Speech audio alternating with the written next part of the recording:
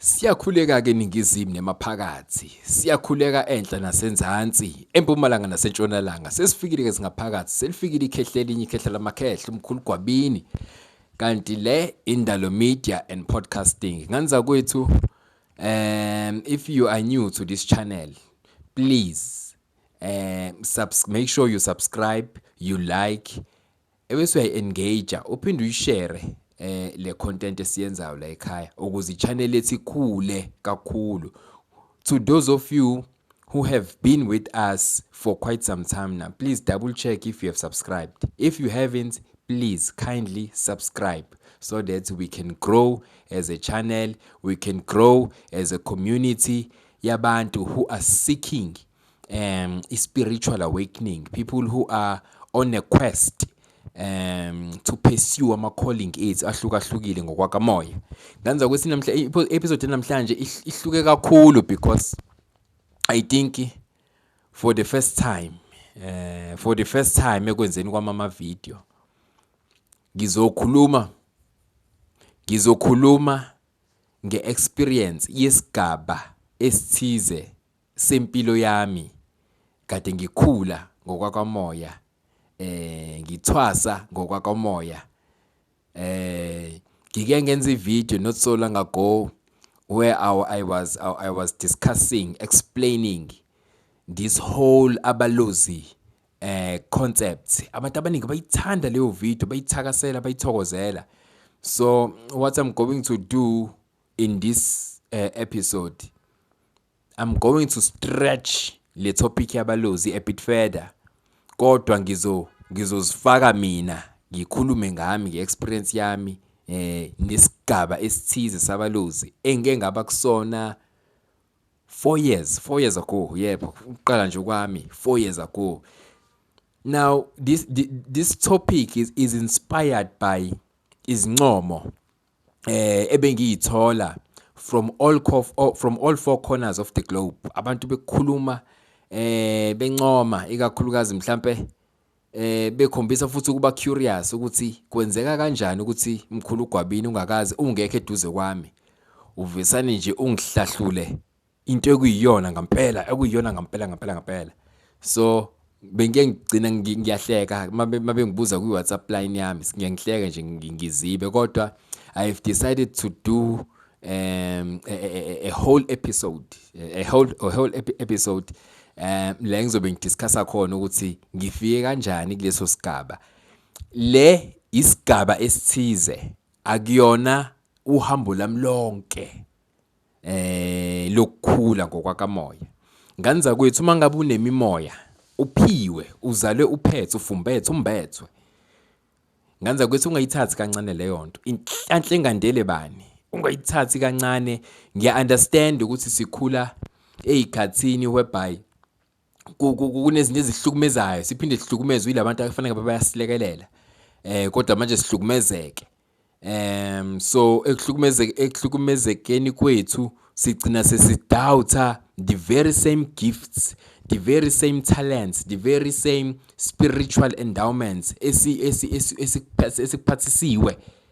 Kugcine sekuthini athi umuntu mayethi ayombethwe kunezinto kufanele uyiphathe, uyiphakamise, uyisukumise, ebese umuntu aqhela baleke, akabalekiswa isipho itself, ubalekiswa ilokuhlukumezeka asebone abanye basemndenini bakhe behlukumezeka, bethi balungisa imoya, bethi balungisa izimo zabo, bethi bayathwasa. So ngizoyenza ke le video izokhuluma nje ngesigaba esithize empilweni yami. Nganza kwethu kuke kwahamba kwafika isikhathi la engiba khona nezibonakaliso. Kade sengikhulile nje impela nje lento nje yenzeke nje recently because njengoba ngisho ukuthi nje into eyenzeke 4 years ago. Yeah, 4 years ago uqala kokungena kwami kulesi sigaba. So kwafika sekuqala sekufika inkulumo, sekufika lamakhehla athize efuna ngiyoperformela a very specific, a very sophisticated ritual yabalozi. Ngiyobenzela into ethize kodwa yabalozi.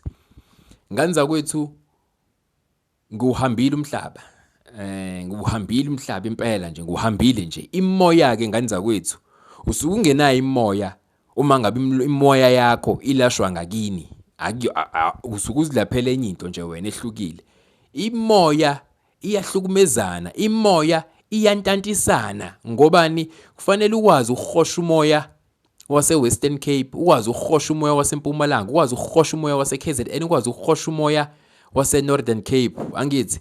So that is how we come to be the travelers. Uma ngabe pursue izinto zethu zakamoya, we travel. Mangabe ungatravelanga ugcina kodwa uzithola uinteract nomuntu okude kunawe. Ngesikhathi uinteract ngokomoya usuku stretchwa. Kustretchwa ini amandla akho okomoya, amandla akho okwazi ukudonsa izinto ngokwakamoya. So ungakuthathi for granted lokho. Imoya mangabuye lapha iyatravelisa kakhulu awusibeki isinqa phansi. It's part and parcel of initiation. Mangabe especially mangabe uyi self initiate futhi kuyile moya yani yamakhosi. So kwahamba isikhathi engenza ukuthi ziyafika ke lezi ibonakaliso, zafika lezi inkulumo ukuthi konke kufanele kunosike kufanele ngiyoligcina labaluzi. Abaluzi hayi nikhumbula ukuthi le video ngiyenziswa yini kwi-comment ku WhatsApp line kukhona akade bemangala bebabaza ukuthi kanti yenzeka kanjani, besiyidoubt mkhulu lento besingayijezi ikhona into yokuthi umuntu ungamhlolela online, kodwa manje indlela o-accurate ngayo nangendlela o-reveala ngayo izinto into ekhona iyaphila le. So abanye mhlawumbe ngazi bacabanga ukuthi umlingo, cha akuwona nganza kwethu umlingo, akuwona nje umlingo, into engiyenza nje naturally ekumina engiyimbethe engayihlambulule yaphakama ngayigeza yasebenza yaqondana thwi. So ingakho ke ngikwazi ukwenza izinto ezikanjalo. Now back to today's topic, episode topic. So now kwafika isigaba esingikhomba kulolu uhambo kufanele ngilithathe. Hayi ngiyakhumbula impela nga decide ukuthi hayi angeke ngilithathe lolu uhambo ngoba sengikhonjisiwe. Uhambo lwalungikhomba eMsinga, ngisuke eMaritzburg ngiye eMsinga. Ikuyi distance ana ke kona engaxaki kakhulu kodwa i-distance kuyahanjwa impela and because kubuye kuhanjwe na kwi-gravel.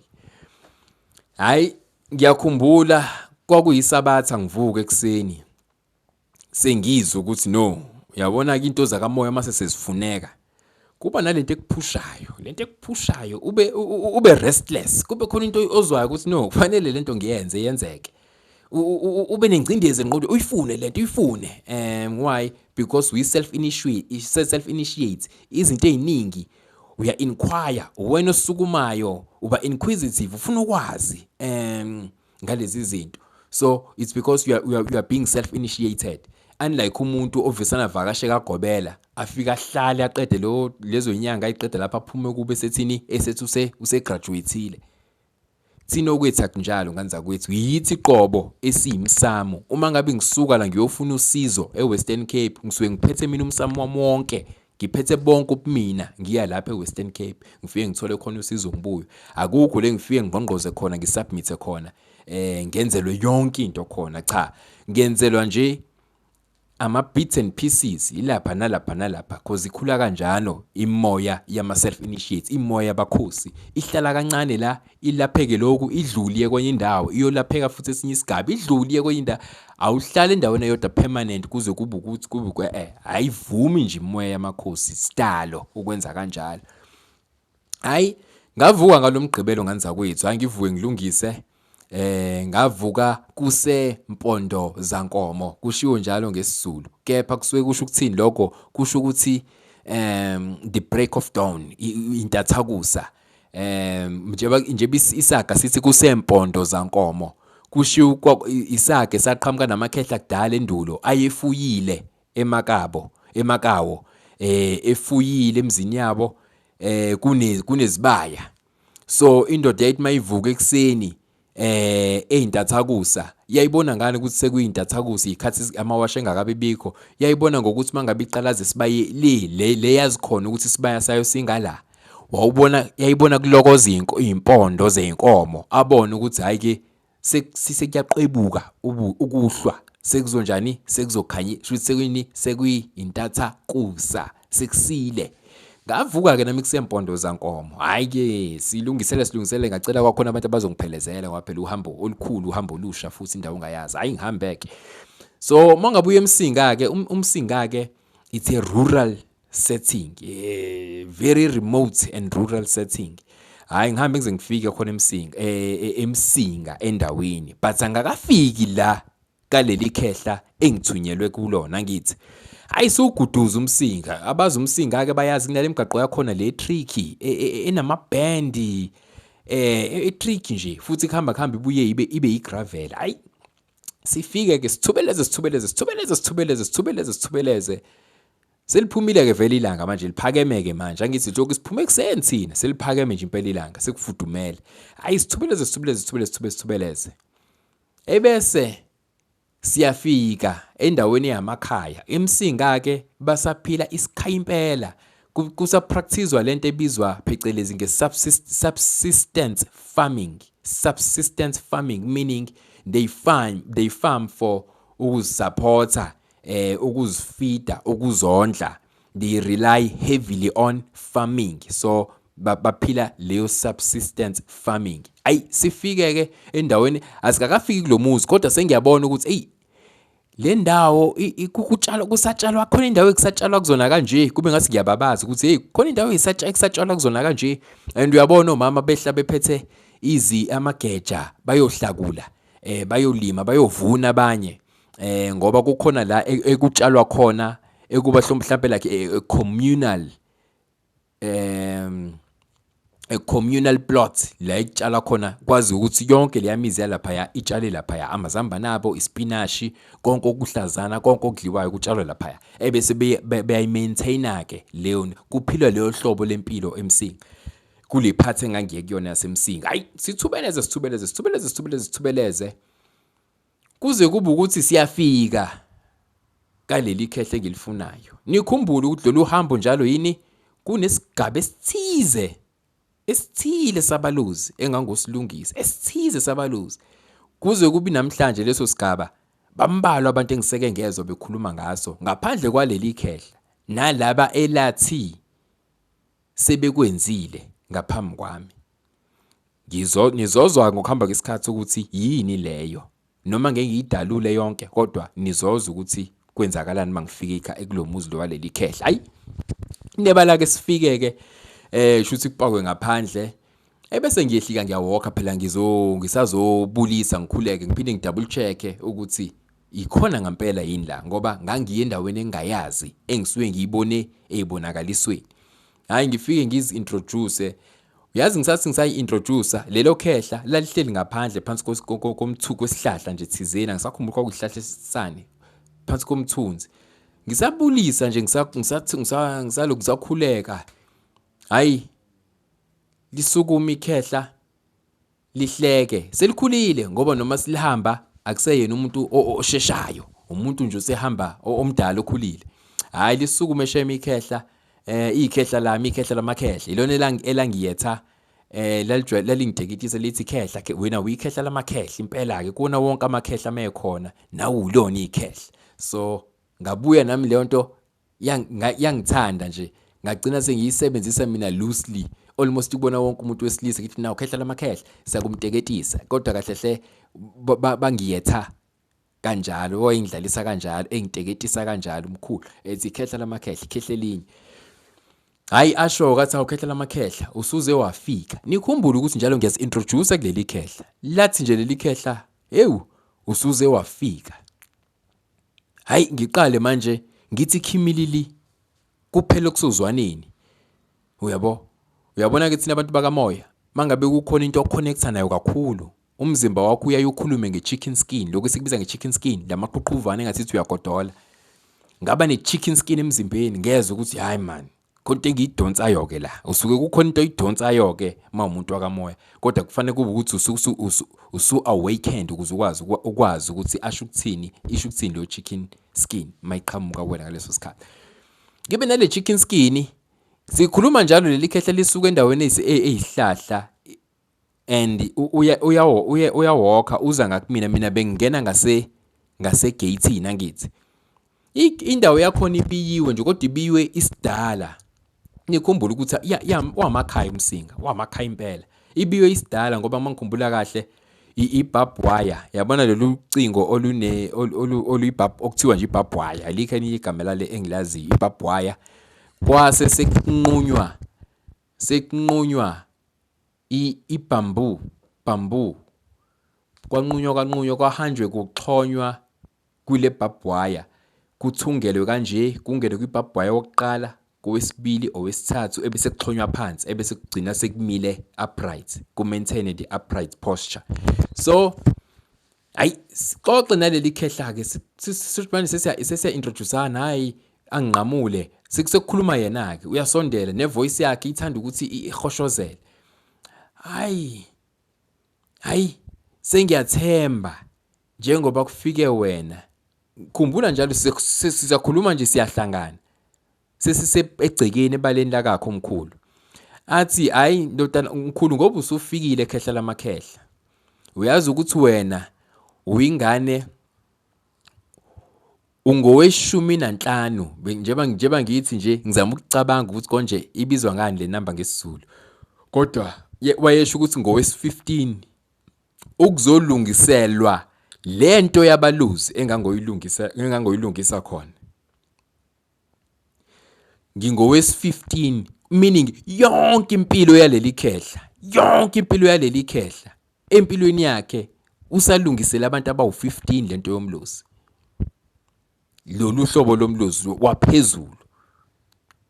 Usalungisele nje abantu abawu-15 empilweni yakhe yonke, i-career yakhe yonke yokwelapha. Ngaba owes-15, ngihlale ngisho ukuthi engathi lingaqhubeka aphumule ngokuthula umkhulu, ngoba wayisho lento ngingena wathi hey owes-15, futhi sekungenzeka mangibheka iminyaka yami ukuthi ungowokugcina ke ekufanele ngimsebenze, seniyoqhubeka nidlulisele phambili nina. Ebese yangisusa la umkhulu ke, singena nje siyaxoxa, nelanga seliyashisa, ngisikade futhi ngilokhu nje isikhathi eside sisemgaqweni. So ngikhuluma nje, ngihamba ngikhumula i-top, ngifuna ukusala ngeskipa ngoba sengiyezwa kuyashisa ke mawusendaweni yasemsinga, cause indawo enamatshe amaningi, so amatshe aya-attractor ukushisa. Mawufike nje endaweni enamatshe, imbokodo, kuyaye kube i-temperature yakhona ijwayele ukuthi ibe phezulu kunezinye indawo. Hayi sisondele siyaxoxa sisebaleni siyaxoxa. Kufuyiwe ke ebaleni, nganza kwethu ebaleni. Wena mbuzi, wena inkomo, wena skapu, wena gusha, wena pigogo, wena guinea fowl. Nikhumbule njengoba ngixoxa le experience, lesi sigaba sempilo yami, ngifuna ukuthi nifundiseke, niqwashiseke ukuthi kube khona izinto eziphikayo kule ngxoxo ukuthi mawuya kumlaphi wendabuko, nazi izinto okulindeleke ukuthi uziboneke ukuthi cha ngikamlaphi wendabuko la.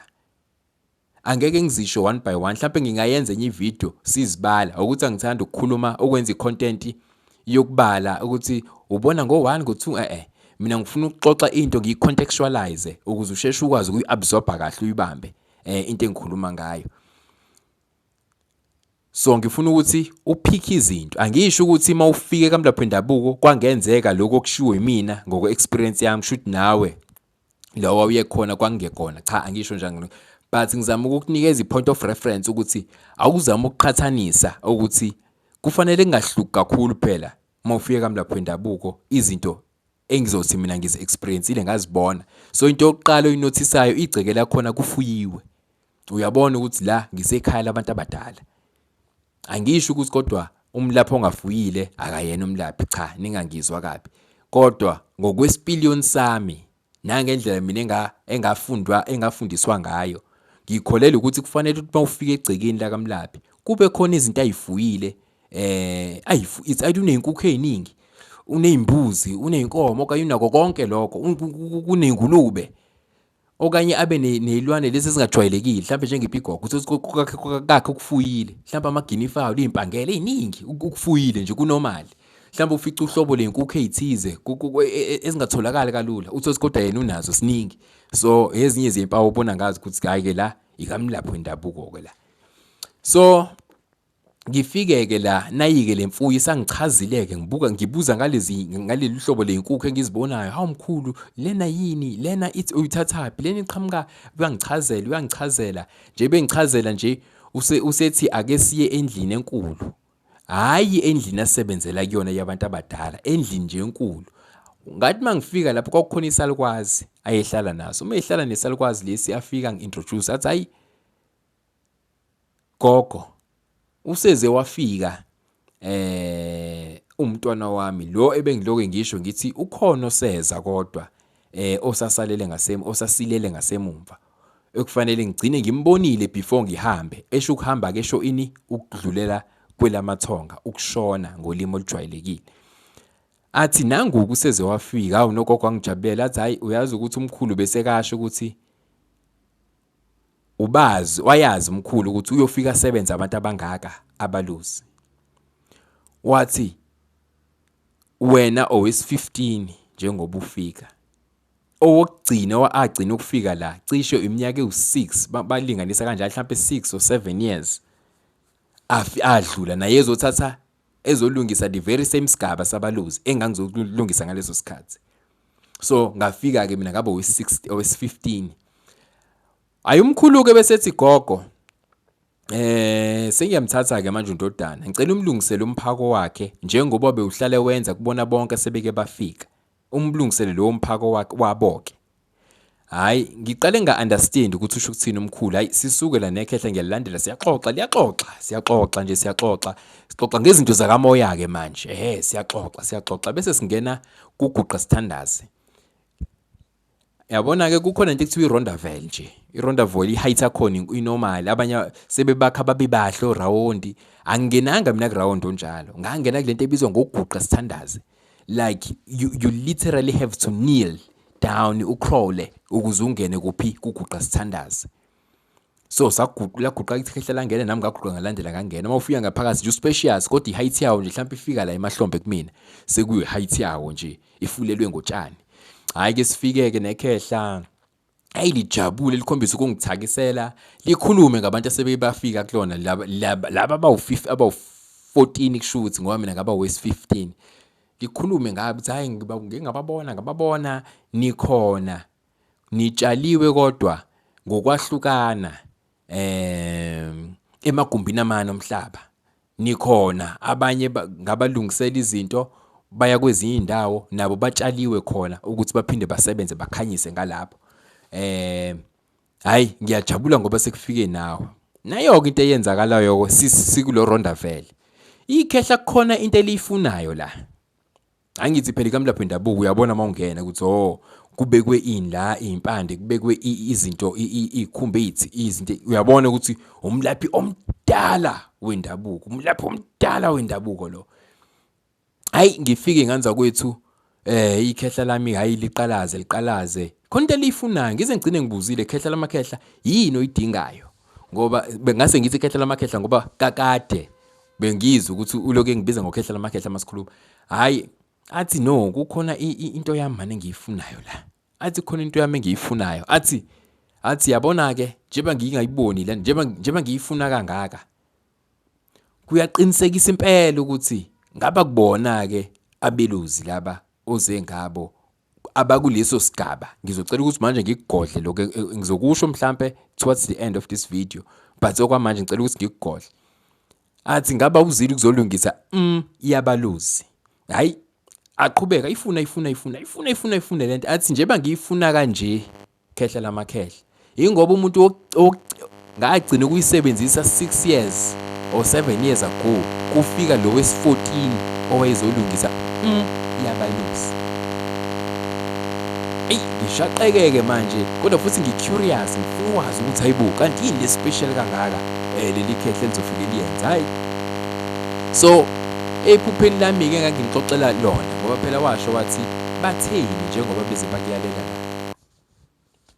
Nganza kwethu nihloniphe into yakamoya, nihloniphe njengoba kuthiwa isiphiwo ophuma naso kini kwabokwenu Iqiniso lelo. Lezi zinto esiyiphathisiwe ezisembethe yebo ziyasihlukumeza ngisimo sokuthi sikhulela kulesi simo esikhulela kusona. Esinobugxokogxoko. Kodwa ngempela isipho esikhulu. Abanye lesipho indlela esasikhulu ngayo abakwazanga ngisho ukuqeda isikole. Ngobani sasijaha ukuthi sisebenze, sabakhipha ezikoleni. Abanye ngisakhula khona izingane ezazivesane zingabhali ebhodini zithi aziboni lutho. Kube kubhaliwe sibone. Sithi ingane ayangiboni lutho mina. Baze basiyeka isikole, bahanjiswa izinyanga, bahanjiswa ini thiwa khona ezobona. Hayi kwacaca ukuthi lo muntu lo akayena wesikole. Labantu abakuyena bafuna ukusebenza kwangoku. Nihloniphe ngane zakwethu imimoya. Lento eniyiphethe ikhona eyangampela iyaphila. Iyaphila ukuthi nje ngingifisa ukuthi mangabe nihlangana nabantu abanilekelela, nihlangana nabantu ngampela enixhumana nabo, nilekelelane nabo. Ukus-appreciate isipho sakho, sike sikusebenzele ngoba siyasebenzelana. Izipho iziphuma ethongeni wengane zakwethu. Mangabe sekuqondane kahle izinto, waba nesineke, wavula amehlo, wazi ukuthi ngingena la angeni la. Hey, konke lokho okukhalisile, okubukhazikhazi, konke lokhu obubukela kude, ithonga liyokusondeza eduze. Wena nje akube aligned. Uqondise nje into zakho kanje. Uzolibona ithonga lizokwenzelani. Futhi vele abaningi benu liqale labenzela kakhulu ithonga. Laze ladikibala ngoba awulungiseli wena isimo sasekhaya. Kwase sebekuphuca yonke into. Abanye bathe bezalwa bahlukumezeka isuka. Ilaba abagcina ngokubusa labo. So izinto zakamoya ngane zakwethu zifuna ukuthi uyi-understand, uphinde ube nendawo obelonga kuyona njengale channel lesikhulisana khona. Nami ngeke ngixoxe ngama experiences ami, hoping ukuthi azonikhulisa, aniqwashise, nivule amehlo. Hayi sisuke ke nekhehla ke la siye kuphi kulendlu esibiza ngoguqa sithandaza. Hayi sifike singene futhi iguqa sithandaza. Hayi uguqa impela but nje masungene ngaphakathi nje it's spacious, kukhona izinto. Hayi ikhehla ke liyaxoxa lingixoxela, lingifundisa ngaba abaluzi. Liyakhuluma ukuthi lo moya wakho wena imvelaphi yakhona isuke la nala. Wena ekukhuleni kwakho usakhumbula kwenzeka ku-A no B no C. Ingoba babe safika kona besazi introduce, ingakho waba nalama episode athize empilweni, ingakho wadlula la nala kulezi zigaba. Hayi ngiqale manje ngibamba ongenzansi, ngiyabona ukuthi lo muntu lo akakhanyise ekhandlela, akushunqimpe, akwenze lutho, usaxoxa nje. Kodwa mayexoxa, hey wengane zakwethu, imoya ikhona, amandla eprofesi akhona. Lelakhehla lalixoxa into, lelakhehla ngathi udlalela i-recording, ngathi likudlalela i-recording yempilo yakho. Indlela accurate ngakhona. Wathi mkhulu nje esesho kumina ke ethi impela uyikhehla nawe, uyikhehla lamakhehla.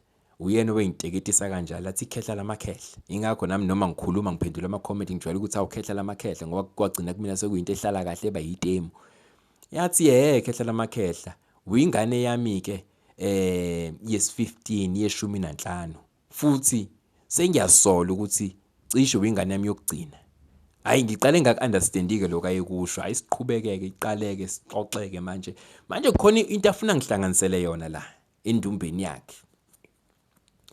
Ngikutshela ukuthi wayibheka khona lento ayibheka ethize, wayibheka lento, wayibheka wavundulula. Uyazi uma ungena kaMlaphi indlu yabanye abalaphi, uyambona umlaphi omdala ukuthi lona ke inkunzi yomlaphi le. Wabheka lamabhodlela akhe, awabheka, awafundise, awabheke, amanye uyawathola, amanye akawatholi. Ngibuze mina khehla, kukhona okufunayo ongakutholi? Athi mkhulu, kungabe awuzili uzolapha abaluzi? Kungabe kwayena akabalapha abaluzi ukube akadukelwe izinto kanje? Ngoba imoya engalaphwa inombani. And abantu ngempela bagcina begraduateile ebaluzini, bayifew ngendlela esimanga. Wathi njengoba ngilifuna leli bhakede lempande engiyifunayo la somewhere, ngangigcina eminyakeni engaphezulu kwa10 eyedlule. Ngiyifuna futhi kanje, kufika omunye onjengawe ekuyohamba kuhamba empilweni niphinde nihlangane nibonane. Angikaze ngimboneke abengakamboni-ke namhlanje, kodwa wayesho ukuthi njengoba niyingane nonke enigraduate ngaphansi kwami kuyohamba kuhambe nihlangane nitshaliwe emagumbini amane omhlaba nikhona. Hayi ngijabule-ke njalo nje into mayixoxa phela ziyajabulisa uzibona ukuthi kanti angedwa. Ilento nami engiyenza ngale channel ngifuna ukunitshengisa ukuthi aninodwa, sibaningi. Makusakuhle uyakwazi ukuphila wedwa, mase kunzima uyalidinga ikhaya la ufika uncele khona, la ufike khona bakukonsole, siphathane kahle angithi, which is why we have Indalo Media and Podcasting, which is why Mkhulu Gwabini enikele isikhathi sakhe, anikele konke okwakhe ekuthenini wena ube nendawo la ukwazi ukufika ulalele khona, ulapheke emphefumulweni, uphinde ululekeke engqondweni, ngoba abanye bethu imoya isibahlukumeze ngisho engqondweni. Uyamuzwa omunye mekhuluma nawe ukuthi usehlukumezekile. Sekudingeka i-counseling ngesilungu before ngimfake kwilokhunjana kwi-program ethize esuke idinga leso sikhathi.